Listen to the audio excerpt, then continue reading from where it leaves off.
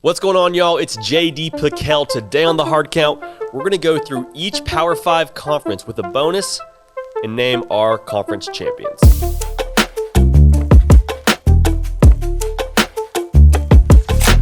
First things first, welcome into 365 Sports. We're glad you're here.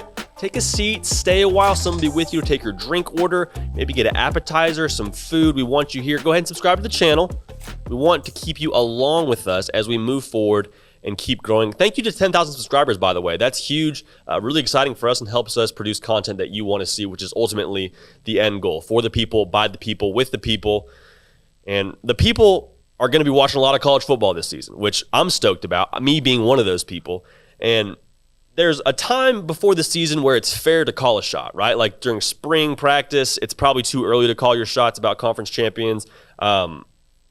I'm going to go ahead and just jump into it because I think this is the perfect time to name who you think is going to be the champion for each Power 5 conference. We've had a soft launch of college football. I don't think probably Illinois or Nebraska is going to win the conference for the Big Ten. Spoiler. Love them.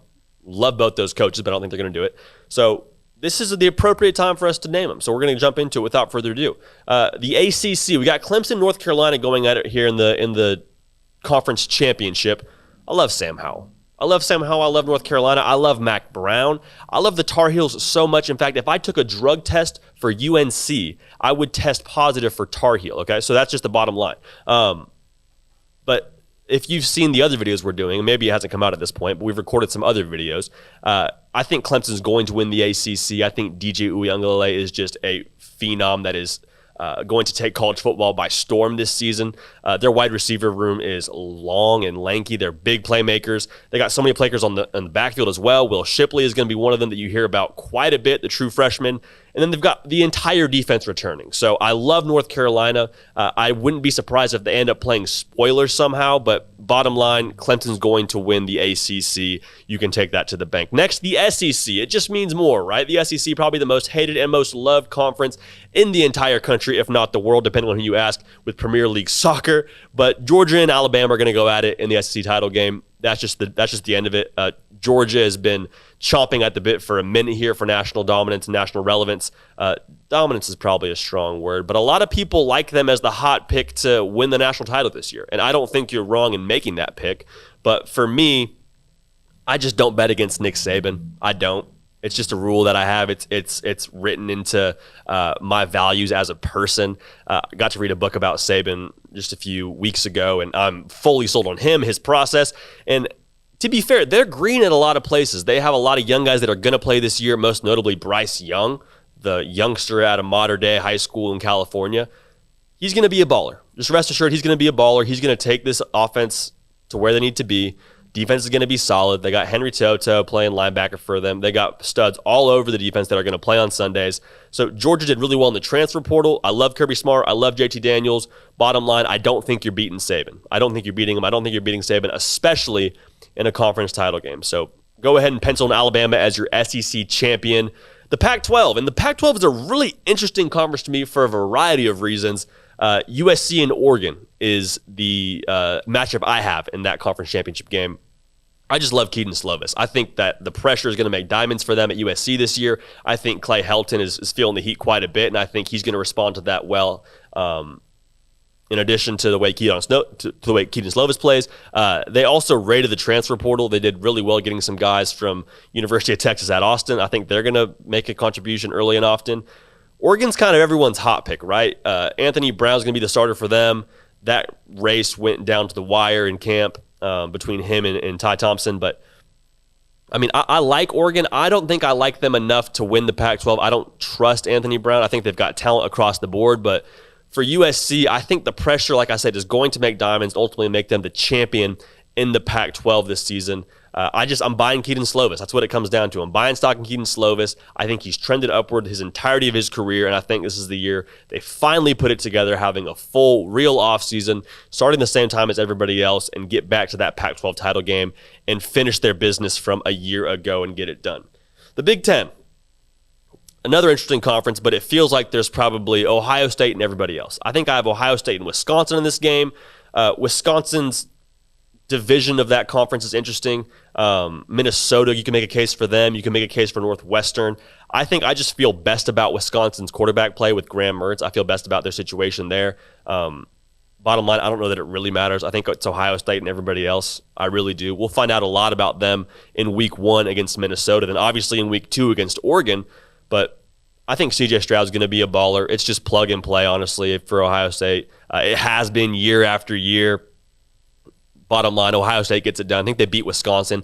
Don't think it's really even that close either. That's not to say Ohio State won't have one loss going into this conference because of the way college football is set up this year with so much experience returning, so many 6-year players. Could see someone catching Ohio State slipping, but bottom line, I think Ohio State wins the Big Ten and win it pretty handily. The Big 12. TCU and Oklahoma is who I got in this one. Everybody loves Iowa State. Everyone's saying, what about Brock Purdy? What about Matt Campbell? The 20 of 22 starters returning. How do you have Iowa State in this? How do you not have Iowa State in this game, I should say? And for me, it just comes down to I don't think that Iowa State is necessarily going to be able to handle the pressure that's on them this year. Maybe that's a hot take. This is probably one of the hotter takes when it comes to the conference championship talk. But Iowa State hasn't had to deal with this kind of pressure ever.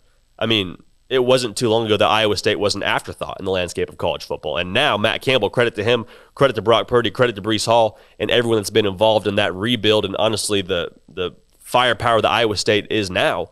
But Iowa State hasn't had to deal with this spotlight. They've always been that dark horse that's crept up on you, that's played gritty, tough football, and I don't think that's going to be the kind of game they can play this year. I don't think they're going to be able to dictate their tempo as much as they want to. I don't think they're going to sneak up on anybody.